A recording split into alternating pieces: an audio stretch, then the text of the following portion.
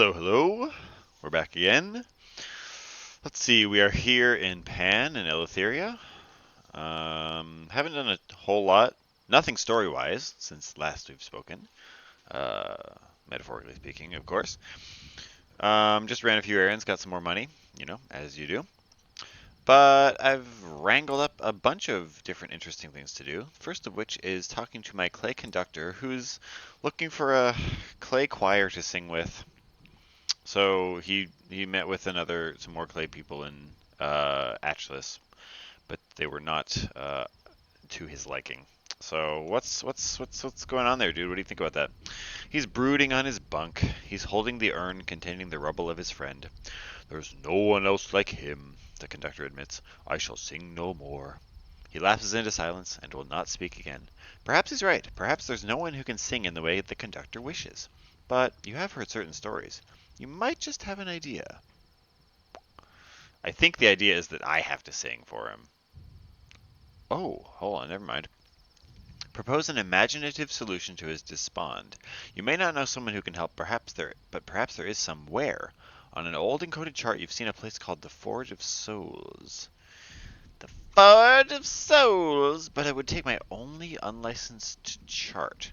Now, I could also attempt clay singing myself, which I think I'm going to do because I don't want to give up my only unlicensed chart. So let's do this a few times. Does this actually cost me anything to do?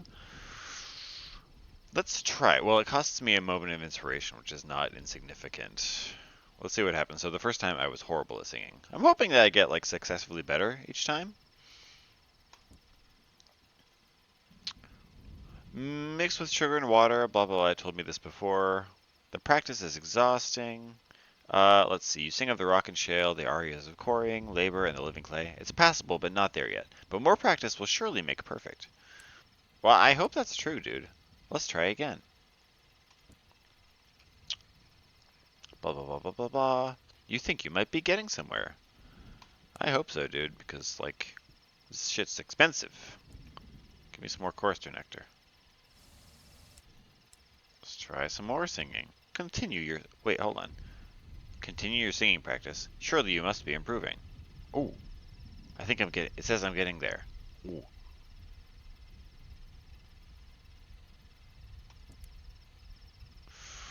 The familiar ritual, the locking of the door, the gargling of the nectar. You assume your usual position, discovered over hours of exhaustive practice. Hunkered low, compact, and growlsome. Growlsome. You perform your warm-up exercises across the 17 notes of the clay octave before launching into the Lament for Polythreme, which is also a place in the last game. It's where the clay people lived. It sounds rather good. Next, the breaking of the 100th heart. If anything, it's better. You run through your entire repertoire, and then backwards to be sure. There can be no doubt your practice has paid off. Perhaps you should perform it for the clay conductor. Ooh, let's try it. Sing for the clay conductor. Will he be pleased? You surprise him during the hour when he's supposed to open his bunk for the crew to come to him with any concerns. They never do. The conductor puts aside a sheet of music to salute you. Captain? You launch into song without further ado. Your voice is rough, but it's a more than passable attempt. You capture the echoes of deep, forgotten caves as you try to follow the rhythms of an avalanche. When you finish, there's a silence. Eventually, the clay conductor speaks. Thank you. I appreciate the effort, but you are not clay. Even so, his attitude to you has thawed a little. Later, when you pass him in the galley, he even attempts painful conversation. I've performed for him who was not particularly impressed. What the fucking shit, dude? What was the actual point of that? Was there a point of that? That's so obnoxious, so I have to do this anyway. I'm wondering, okay, so the game designers of this game are good. So I'm wondering if the point of that was to circumnavigate the route that I just took, which was kind of meandering around every which where to every port to find different clay people to try to sing with him. But I think that they ended up back at this same destination, which is that we have to go to this place, which I believe is in the Blue Kingdom. All right, let's use my fucking unlicensed chart to. Okay. Together you pore over the chart and the suppositions of travelers and traders. You find reference to a Forge of Souls, a fabled foundry of the Blue Kingdom where new people can be made. Your efforts have proved that the person the conductor seeks does not exist. Therefore, it's necessary to invent them. I like that. There's a certain like cold logic to that. The conductor's eyes shine like lit coals. Yes, Captain, we will go there. We will make a suitable companion, one with a voice to match mine. He does not bother to mention other characteristics. He's got a pretty high opinion of himself, doesn't he?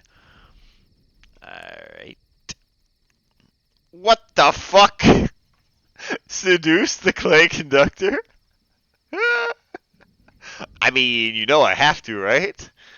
Like, he's looking, you guys, he's looking pretty hard right now. I mean, I have to help him get his rocks off, you guys, I mean,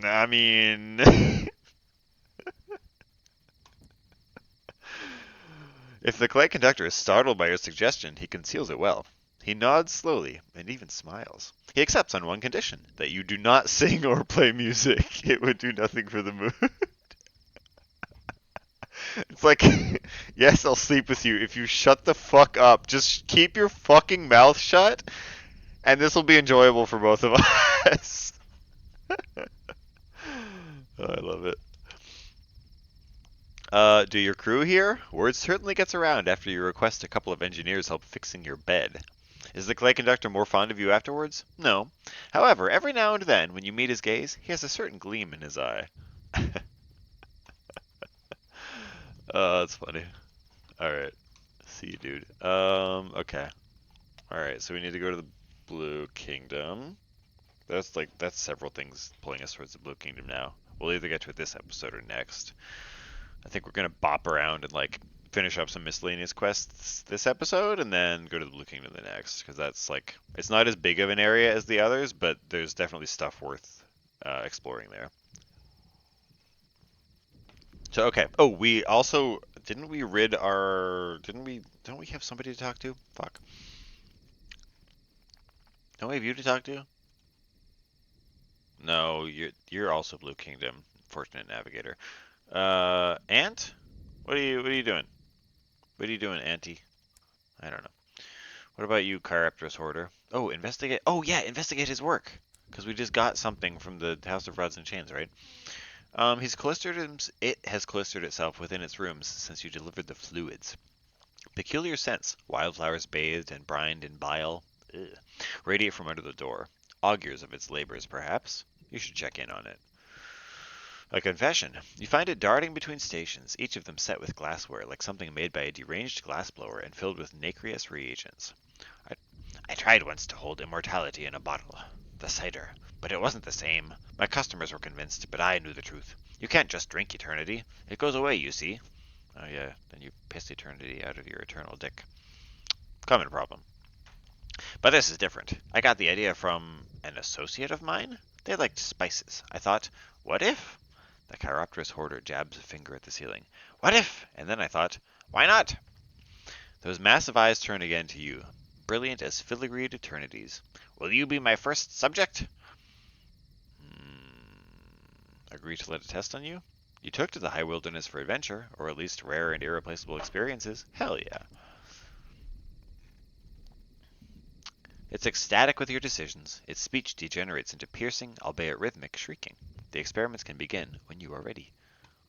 I'm sure this will only go well. Can only possibly go well. I'm ready to be experimented on.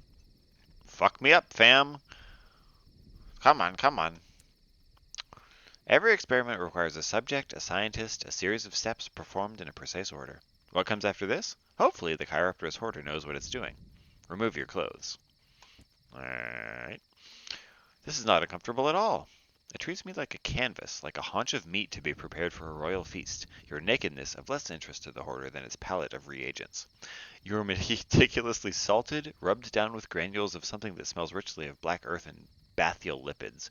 Your skin begins to pull from muscle, tugging,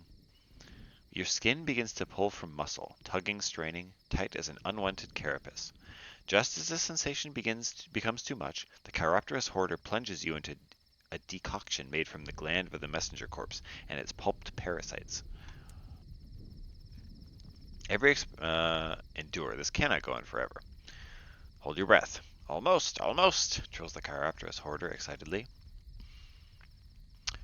When it judges you adequately marinated, a kind of confit, the Chiropterous hoarder migrates you to a box too small for you to do anything but lie curled embryonically. Well, that's a good mental picture. Inside, there's neither light nor gradation of time, only a mute nothing, perfect, perpetual. Here you rest, steeped in sweet smoke. A century or a caught breath later, you're rescued and unfolded. You're desiccated, your flesh is hatchered.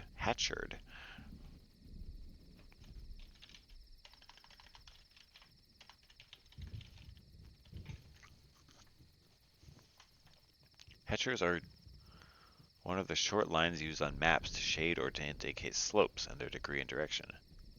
So your flesh is scored, basically. All right. You can only taste the salt, and something's gone. Some recent memory, some new knowledge. It's impossible to tell what. All you know is that it's missing. A cavity that once held something of importance, like the hole where a tooth might have resided. This was likely not as planned. Skeep. The experiment was not an unmitigated excess. What did I lose? Ever since you took part in its experiment, the Chiropterous hoarder haunts you forlornly, endlessly muttering of its failures.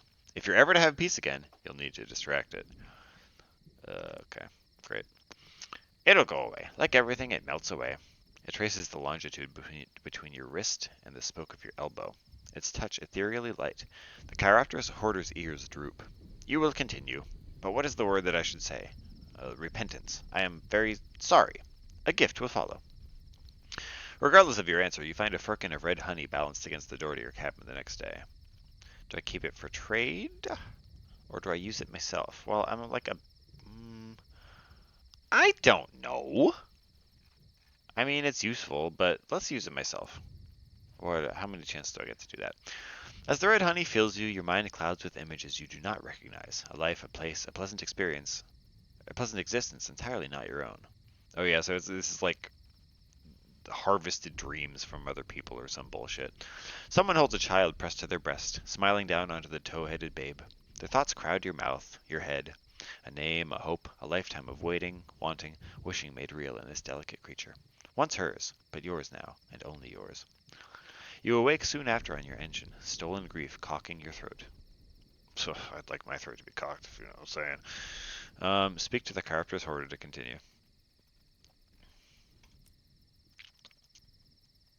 Alright. Oh, I also have level up. Whatever, I'll do that afterwards. What are your next steps? I require something eternal. It swats at a clergy of vials, sending them crashing onto the floor. Something that lasts. Not like these reagents which age and sour and fade. I need to make a culture from one that has loved voraciously, loved in a fashion that even time and death cannot dilute. Light blossoms in the Chiropterous hoarder's gaze, ravenous as kings. And whose eternal love is better than Victoria's? Oh yes, she built such a beautiful tomb for hers. I want a piece of her beloved, the consort. Something to cook and simmer and distill into precious oils. Take me to the most serene mausoleum in Albion. That lines up pretty nicely. I have a couple of things to do in Albion. I forget like what all, but there are a couple things. What I think Fatalistic Sigmund, Port Avon. Alright. Yeah, so I'm gonna go like back through the Reach, stuff at Port Avon, and I guess Old Tom's well, because I've got Old Tom on board and that's where he wants to go. I'm still not entirely convinced he's on the level. Or no, he needs to go to the Nature Reserve first, I believe, which is close by. And then we'll head to Albion in London, and while we're in London, we will check on stuff in London. Yeah, sounds good. See you guys at the next interesting point. Alright, we made it to the Eagle's Empyrean. We're about to leave Eleutheria, but before we do, let's get a level. Our last level, actually. It does kind of suck that you're limited, but I guess the game would be kind of too easy if you weren't. Alright, so now this is interesting because we've gotten a couple of important benchmarks, right? We've gotten our Veils, Hearts, and Mirrors above 65. which is like, yeah, the benchmark for using a bunch of good equipment. And obviously with iron, we're not going to get there. Now the question is, let's see. So with hearts, it's like perfect. If I don't change anything about the officers I have equipped, my hearts are exactly at 65. So that's nice. There's no overflow there. Veils have 165. My mirrors have 165, or one above 65 rather. One other thing to consider is that if I finish some quest lines here, these stats are going to change. Like my clay conductor, I'm guessing he's going to go to hearts.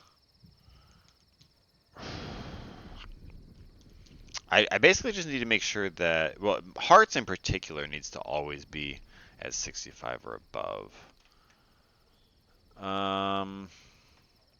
Yeah, I think that's the most important one. Veils perhaps too. I forget what all I'm using. What am I using? So that needs to be at 65, obviously. That doesn't have a requirement. No. Mirror's at 45. Yeah, so I know that some other items do require things at 65. I forget if it was veils or mirrors. It probably depends on the item. But, yeah, so the question is, what do I take here? Do I try to round it out a little bit? Like, do I take iron to increase my iron to, like, 44? Doesn't seem great. Or do I double down on something? Okay, now here's an idea. I'm currently increasing my veils. Well, this goes for... Yeah, this goes for veils specifically. I'm currently increasing my veils by 16. So I've got like a plus 10 and a plus 6. If I took veils as my primary here, then I could free up my... I could remove that plus 6 and use a different officer there. And that would get me to exactly 65 for veils. But potentially higher for something else. So maybe I'll do that. Maybe I'll do like veils and iron. I think that's not a bad idea. Again, I did what I said what I wasn't going to, which was end up being well-rounded. Well, there we go. Veils and iron is not an option, so you know, can't have it all my own way. But I will take veils as a primary, and then yeah, mirrors or hearts for secondary. Let's go with mirrors because those are my two primary stats when I started the game, and that way they'll be kind of my two primary stats as I go through the midpoint and finish the game. So I guess technically I'm like over leveled for this part of the game. But I also have seen like I've traversed through most of like 3 of the 4 major areas. So we're closing in. We're at, I'm gonna say like 75% here. It's a lot of stuff to wrap up still. Maybe like 70%. And we haven't touched the main quest in a while, but we've seen a lot of it. Okay, so yeah, let's take this one. We'll take veils and mirrors.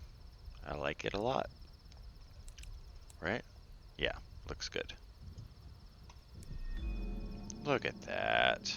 Wait, skill improvements available? What the hell does that mean? Improved skills. I'm sorry, what? Oh! That's so fucking good, dude. Because I was wondering, like, well, now experience is going to be useless. But it overflows, and you can use it to increase individual skills. That's amazing.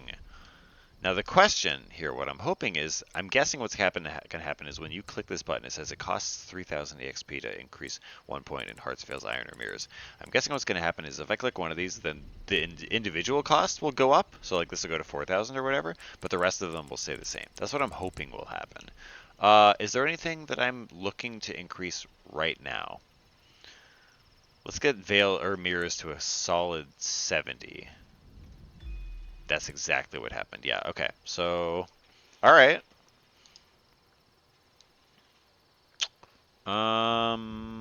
Do we just increase everything across the board? Or do we, again, like, double down on stuff? I'm gonna do a little bit of iron. I like that. Okay, 6. So there's like still a lot of room for growth here. And if you think about it, that's 40 points spread across the board, and you get 8 points per regular level up. So that's the equivalent of 5 extra levels. So like you can get to level 20, but you can effectively get to level 25. All right. Cool, cool, cool.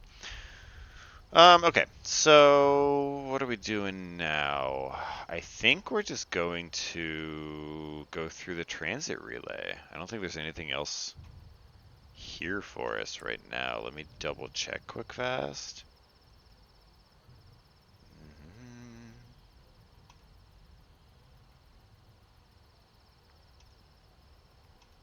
Yeah. Where are we going? We're going to Port Haven with you. Yeah.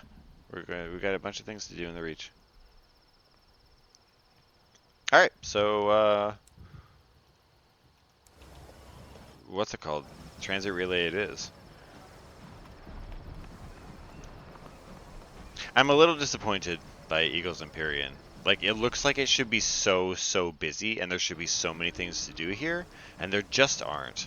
Like, maybe it would be different if I chose to be, um, like, loyal to the Eagles Empyrean as opposed to loyal to London. Maybe it would open things up a little bit. But, yeah, I don't know. It's, like, big and it looks cool.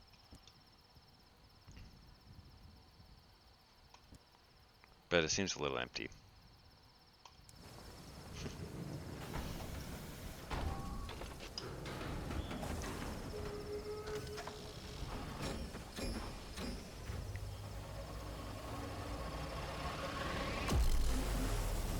Off we go. And here we are. We made it through. We're coming up on New Winchester. Haven't been here in an age and a day. So we got our terror reduced for our troubles. And I found you, Mr. Menagerie. I found you. What's up, dude?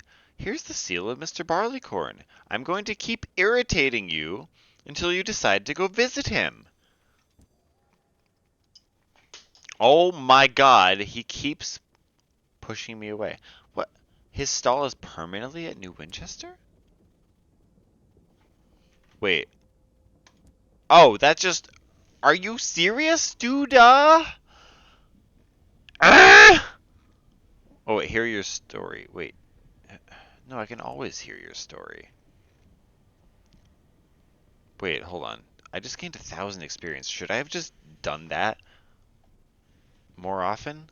He stares around him at the smog and industry of New Winchester, the teeming throngs that crowd the station. For a moment, it seems subdued. Awestruck, perhaps? Then it shakes its shoulders and adjusts its cape.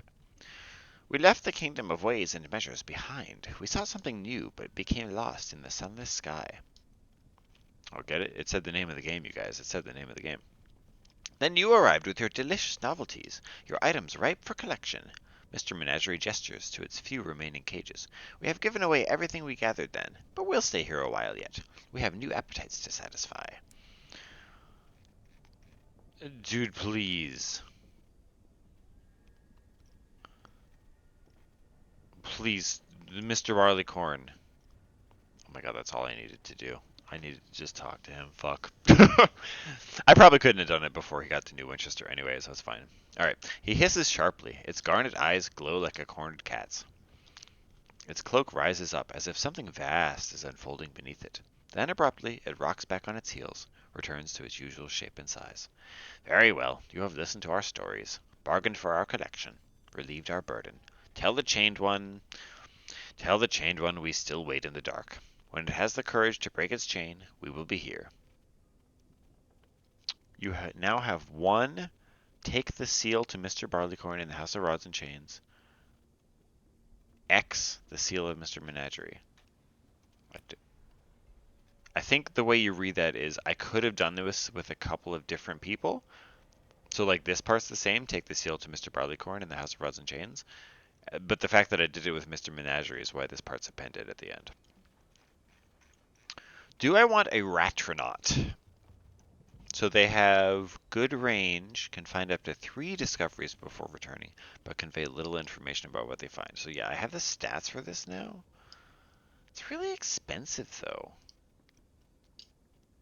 Nah, that's okay, because I don't really use the scouting option that much. It's only when I'm like actively looking for a port or for like a curiosity to veer towards. That's fine though. And I can always come back if I want to for Mr. Menagerie. What the fuck? What is... Okay, what? Oh, I'm doing something for the parsimonious chairman here? Deliver honey to the round table? Oh. Okay, I guess I'll do it. The proprietress sighs as you make the request. Okay, I'm sorry. He's told you there's to be a rally outside the round table. A crowd is gathering. Okay, the proprietress sighs as you make the request. All for peace again, I suppose. She pockets the honey and ushers you out. The ironical reformist then emerges out of a back door in the round table to a chorus of cheers. She begins with a speech on the rights of man, the dignities of labor, the promises made at the blockade. Amongst the firelight there are nods and murmurs of approval. Then she makes a mistake. She begins to speak of hours lost in green gardens on the other side of the glass. Honey mazed! The cry goes out. The crowd begins to disperse. Okay, so I basically drugged like the star performer at the rally. So it's like a politician talking about, we need to worry about the economy. We need to get a handle on our foreign relations. And also, those lizard people have been awfully troublesome of late. We need to get a handle on those fucking lizard people. And everyone's like, what? You heard me! Honestly, I joke, and yet not too much outside of the realm of possibility in these latter days. Alright, so, okay. Our stovepipe fortunes have gone up. Our tackety fortunes have gone down. Cool. Oh, investigate the clocks. Oh, cool. I didn't realize I had an assignment here to investigate the clocks. Please, not yet, whispers a nervous tenant. I still have to pay this month's rent. My landlord. Oh, the clocks are running slow. They made the clocks run slow. So they wouldn't have to pay their rent yet. That's fucking awesome. Correct the time and date. This is a hard check, dude. My mirrors are fucking 70. But I also don't think it matters if I fail, because literally who's gonna know? Oh, I failed.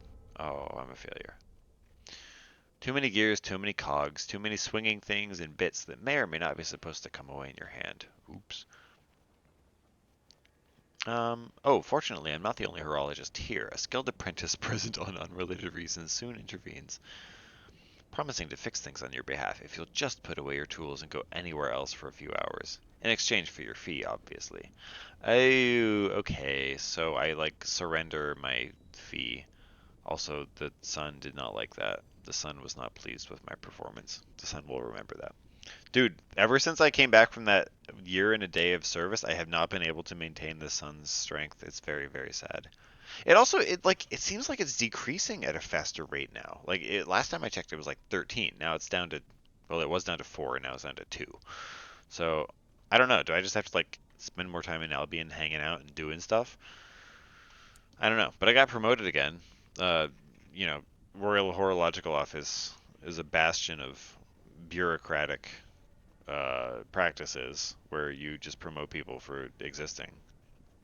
Don't worry about anything resembling meritocracy. Don't worry about it. All right, is there anything we can do here? I could send stuff to Titania. Oh, Bronzewood for Port Avon. I'm going to Port Avon anyway. So, how many bronzy woodies do I need? This is for Parliament. This is for Port Avon. I need 5. Okay.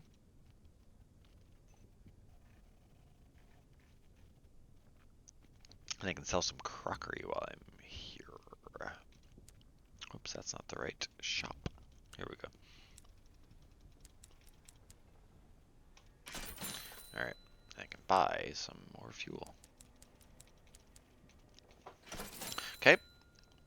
So now we're going to Port Avon because I think the signaler has something that he wants to talk to me about there. Guess we'll find out. And it'll take nary a tick to get there, so I won't cut away. Instead, you guys get to watch me try not to run into things, which is never an assured thing. Oh shit! Tackities! Tackities on patrol! Elephants on parade! Let's not run into that. You know, so the nice thing about these liberators is they're a very large target. Oh, that hit me. Alright, fair enough, you hit me. Alright, how many hits from my thing can you take? 2? 3. You can take 3. Good to know. Oh, get absolutely ass blasted, dude. Alright, what can I get from this? Salvages, plating for repairs, or plunder the stores. I gotta plunder the stores, I'm not that damaged. Fuel and supplies, that's fucking it? Wow. Cheap ass tackities.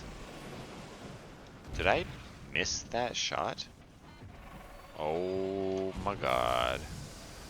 Hit the shot. Oh my god. You guys, this is so embarrassing. I should have cut away. Now you are on to the fact that I can't aim for shit.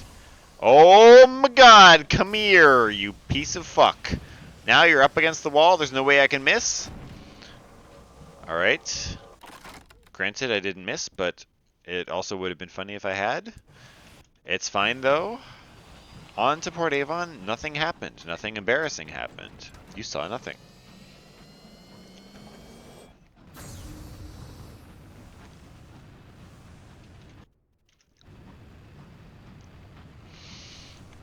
I cannot tell. I feel like we've progressed a decent amount of the Signaler's questline. I can't tell how far along we are, though. I discovered this neat trick of kind of keeping the engine, like, partway cooled off. That way it's easier to decelerate when I have to. Requires a bit more manual input, but it's not bad.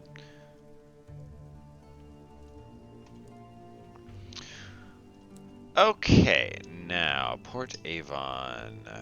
Let's share some gossip with the locals so that we're welcome here. Okay, we'll do that a couple times.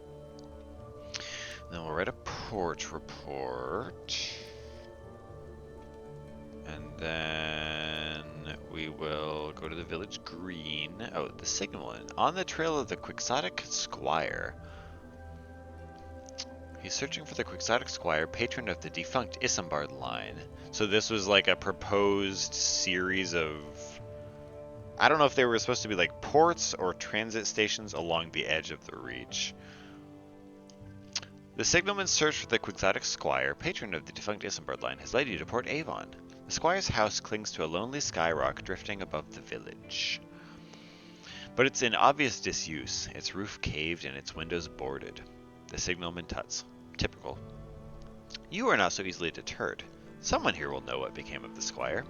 Let's speak to the vicar. I'm sorry, the vicar says. The squire passed away several years ago. The signalman frowns. You were younger than me. Sad circumstances. His wife had contracted an unusual illness. Here, he taps the glass lens of his spectacles. There was no recovery. The squire had an hour loom constructed in his cellar, and spent the remainder of his wealth on hours, which he used to draw out the last of their time together. While months passed for us and for her, years passed for him at her sickbed. When she passed, he had used up what was left of his own time, too. Wow! That's fucking tragic. Oh my god. I can't think of a worse way to go.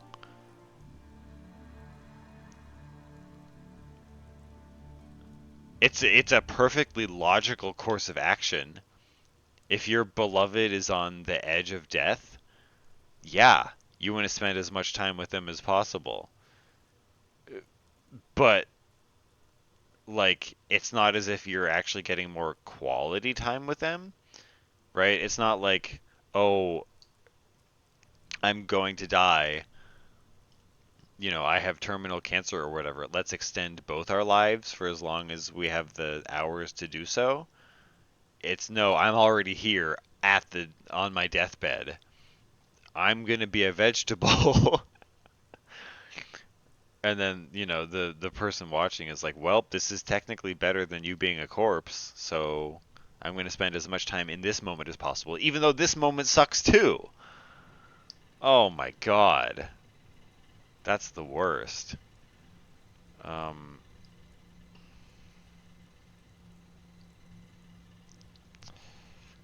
I'm going to sip my tea, which is a small gesture, but one that provides the signalman with at least a pretense of privacy. He puts his cup down. We're none of us good at letting go, are we, Vicar? The Vicar offers him a biscuit. What voice was I doing for the Vicar? No, it's not surprising, I suppose. Is there any more question more terrible than what comes next? You depart. The signalman is wrapped in thought. He's wrapped in thought. Perhaps I should speak with him. Perhaps I fucking will. You stupid ass game? Just kidding.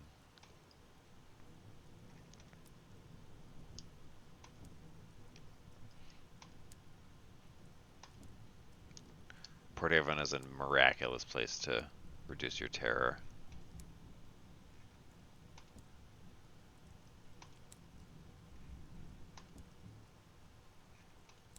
Okay. What's up, dude? Since my visit to Port Avon, he's been sunk into gloom deeper than you've ever seen, even in him. He smokes in a constant chain now. The next cigarette is lit before the last has gone out. His work on board has become perfunctory. He's even given up writing his signaling catalog, which once gave him, if not joy, then a temporary stay of misery. What's the point? He remarks. I squandered my life on a folly, and it came to nothing.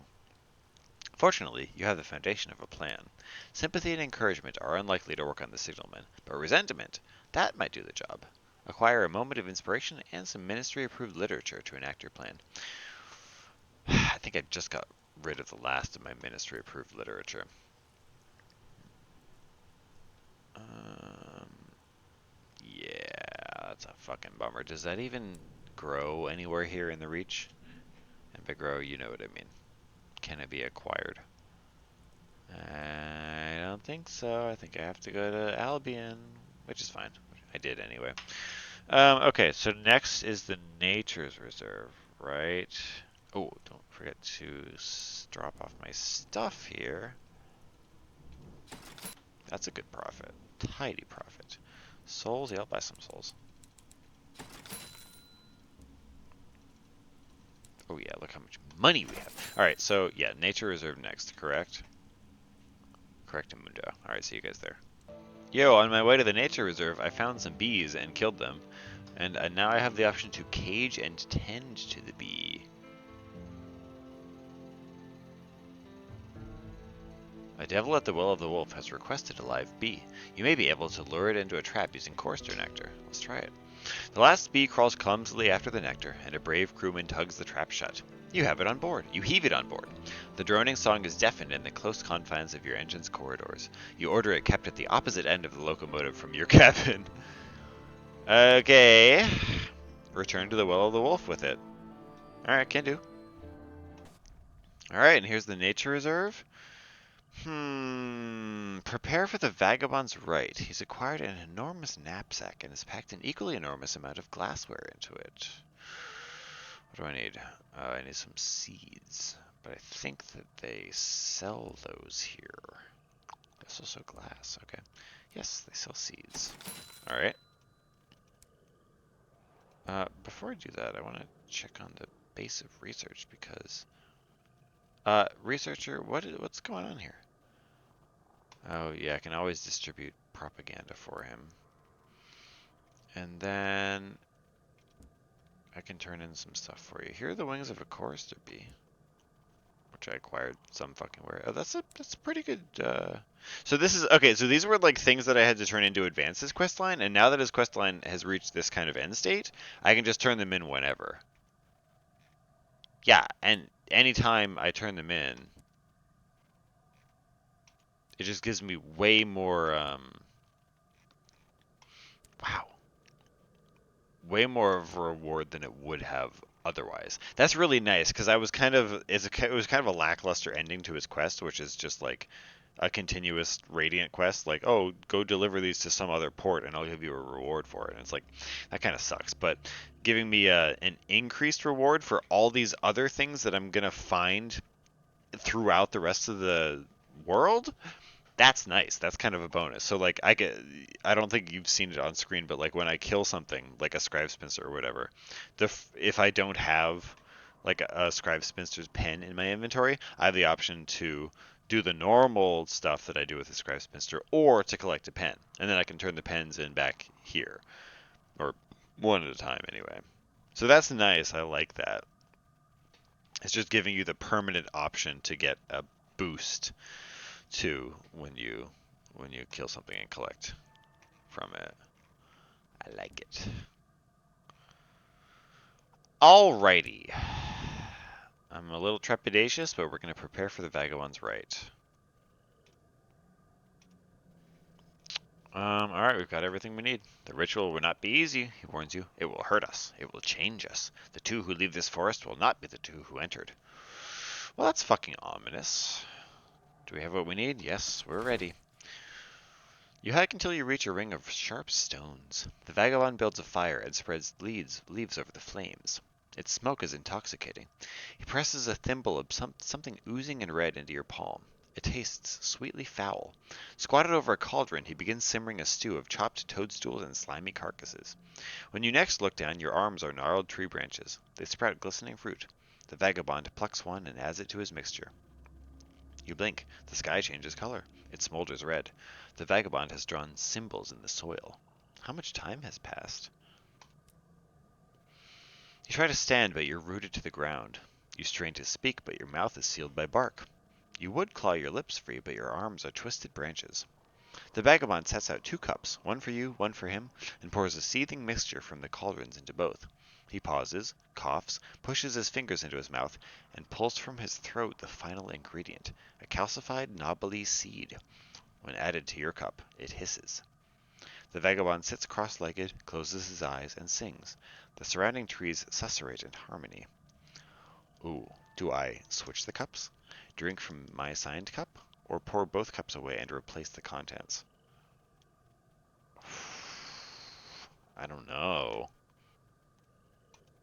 Alright, you know what? I've got nothing but creepy vibes from this guy lately.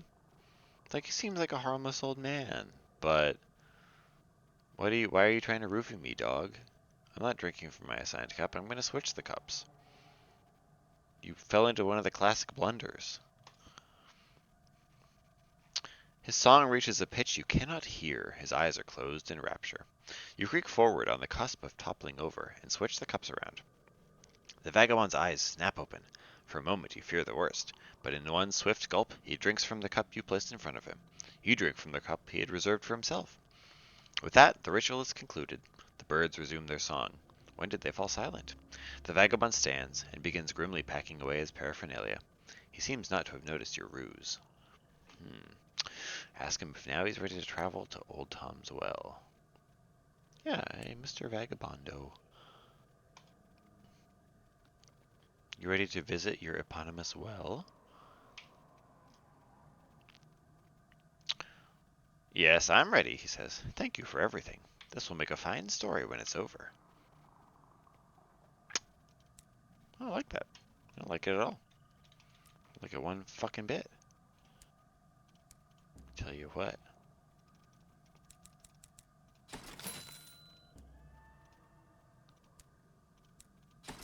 Alright, so now we're going to the well, which is like right over here. So that's right over here. That's pretty convenient. Alright, Old Tom's Well approaches. I'm sure nothing bad will happen here. Everything will go according to plan, and we'll all be friends afterwards. Surely. Well-wind turbulence. The eccentric cackles as crew are thrown about. Let's approach Old Tom's Well.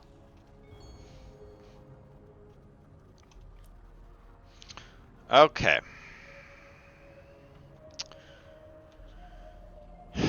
Journey to the well's edge with old Tom. The lank minister is waiting for you, surrounded by a threadbare gaggle of her parishioners.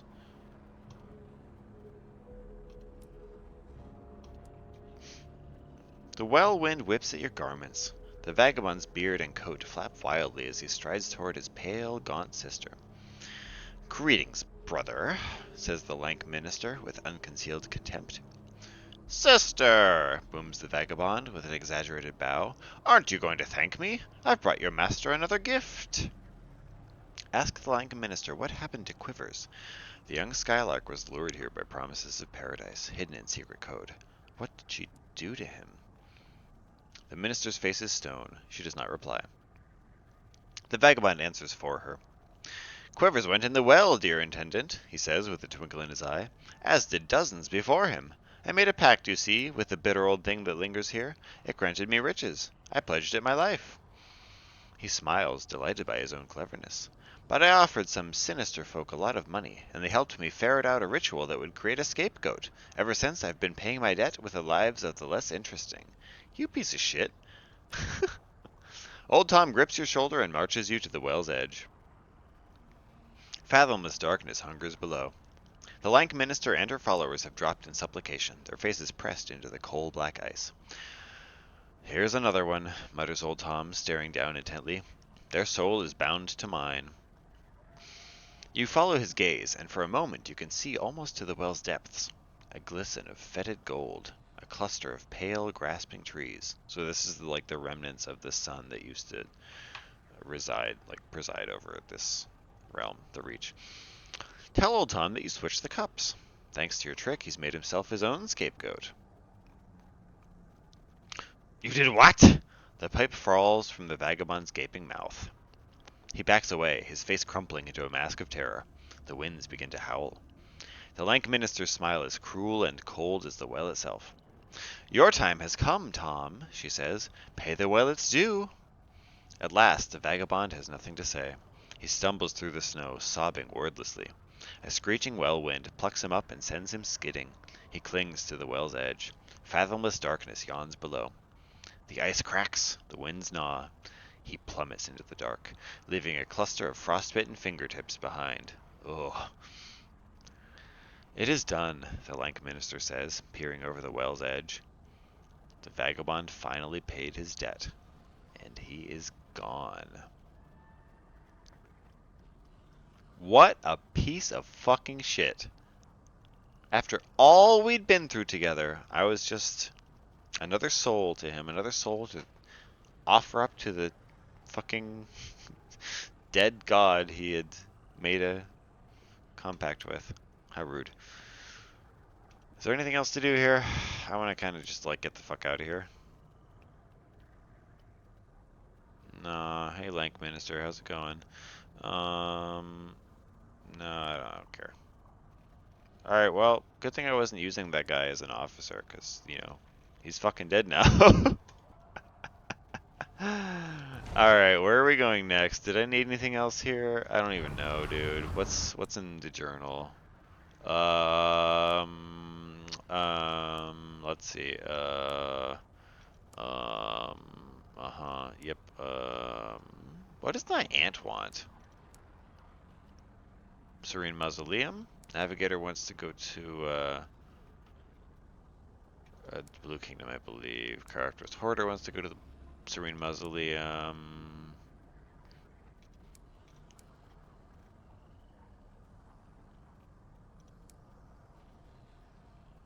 Oh, that guy wants to go to Carillon. Of course, I'm like really far away from Carillon now. I also don't think that was that important of a quest. So I think we're going to Albion next. Let's do that right now. I want to wrap up all these little side quest things so that next episode can be dedicated solely to the Blue Kingdom. That's what we're going to do. Alright, we're here in Albion now. We're coming up on the ministries. We're going to get a new assignment from the Royal Horological Office, which I'm sure we will complete to everyone's satisfaction. Because I never fail those assignments. It's fine.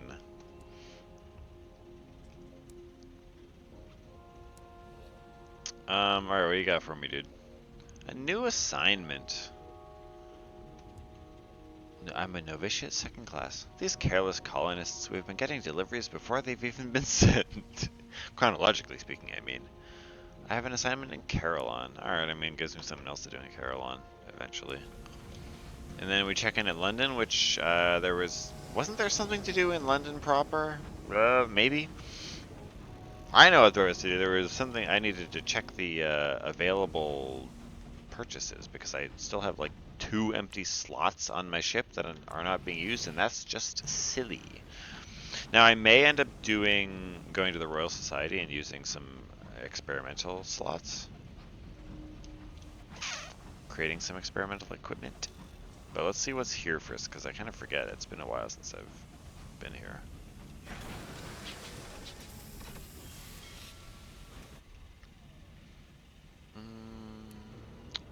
Ah, here we go. No, that's his second mint.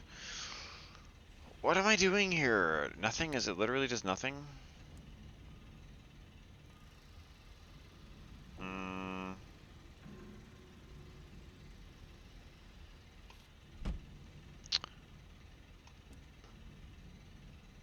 Okay. Okay. Okay. Okay. Okay. I can deliver a bunch of stuff here. Oh, I have a whole bunch of shit just like sitting in here not being used. Sick, dude. I was like, why is my hold full? Oh, right, because I picked up all this bullshit.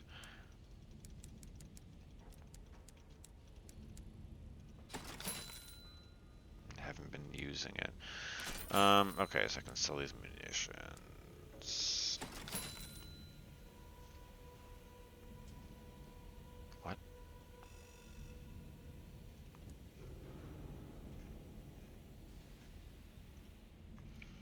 I need to deliver 3 more hours to satisfy that requirement. Wow, I have a lot of hours banked up.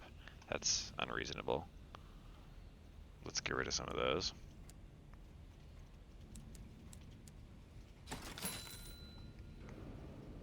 Seriously, just 3? Okay. 3 to the Royal Society, glass to Warlbury. I can do that on the way back, and then let's do the wood and the. Why do I have glass in my inventory? What? Where did that come from? What the fuck? What? I like acquired that glass somewhere. I have no recollection of it. Okay, so let's fulfill these two, and then we can also look for other stuff. Oh, this resetty cabins is just better than what I've got on, so I might as well slap that in there. Gives me more crew space. And then, alright, yeah, let's see what else there is to buy. I would want something that went in the bridge slot, like these fitted cupboards that only need iron at 45. I could surely get to that, right? Because now I could take the emphasis off my veils. My veils are currently at 71.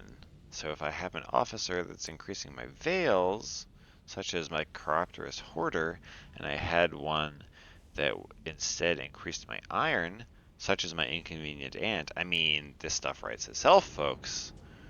Now I can use the... Now I can use the fitted cupboards. Dude, I mean... No problem. Dude. And I can fit even more shit in my hold. Hell yeah! Hell yeah! I could even get 2 of those. If I really wanted to, if I was feeling like an absolute masochist. My hold, I can hold 46 things in my hold now. That's crazy. I'm not going to double commit to it because there's probably something in the Royal Society that I would rather have. I'm going to go check that out. You know what? I'll check that out next time. That's just like a nice to have. Right now I'm going to go to the mausoleum Um,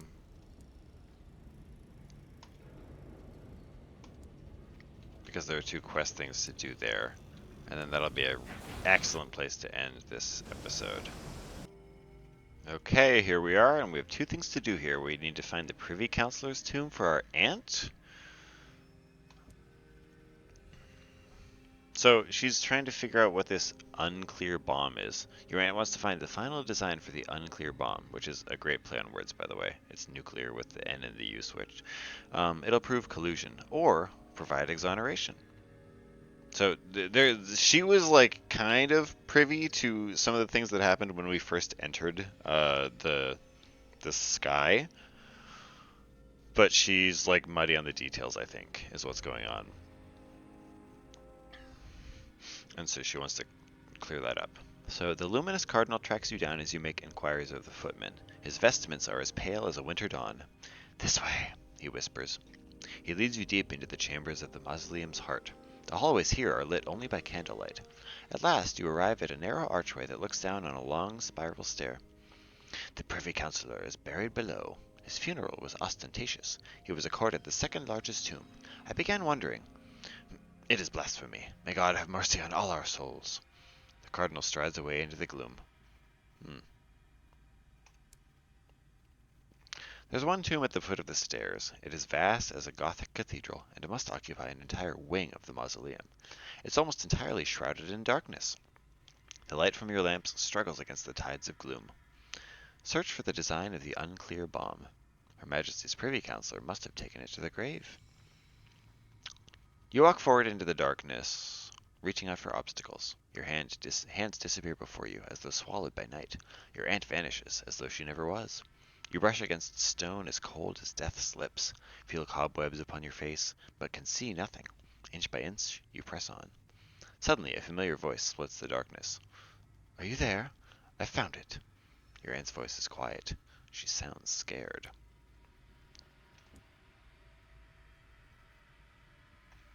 You find her by feeling your way around the curvature of the wall, back towards the center of the crypt. Your aunt's just ahead of you. Don't make any sudden movements. I found it.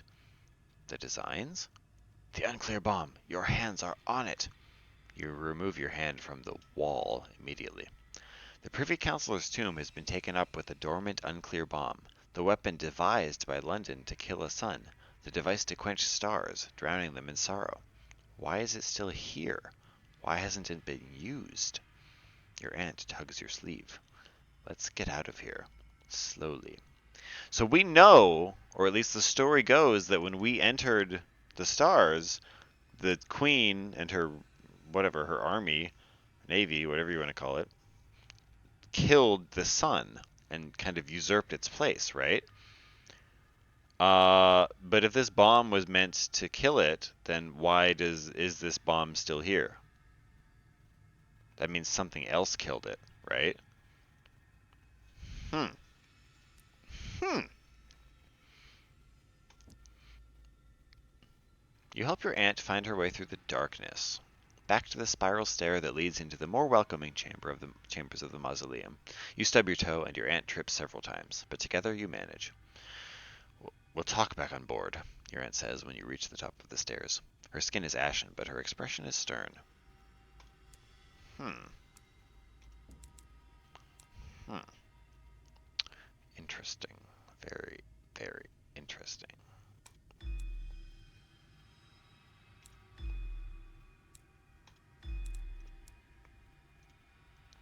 Let's do that. What do you think's up with the unclear bomb, Auntie? She looks up from an ancient battered etiquette book. This is from my school days, she says with a wistful smile. Her focus sharpens. We need to know why London colluded with the revolutionaries to build this dreadful weapon, and then didn't use it. There were 4 people at the rendezvous. 2, 3 now, are dead. There's only one person who can give us the answers we need. Her renewed majesty. Your aunt barrels on. There's an old protocol we could take advantage of. If we had a royal dispensation, we could use the privilege of an answer to get an audience. The sovereign is behoven to answer one question truthfully. I happen to have a royal dispensation, so we can go do that right away. I think we'll save that for next time, though. So we have something to ask of the Queen, and we have one more thing here to do in the mausoleum. And then after that, we have some augmentations to get at the Royal Society. And after that, it's on to the Blue Kingdom. So this was an exciting episode. A lot of stuff happened, and I think a lot of stuff's going to happen next episode as well. So join me for that, folks.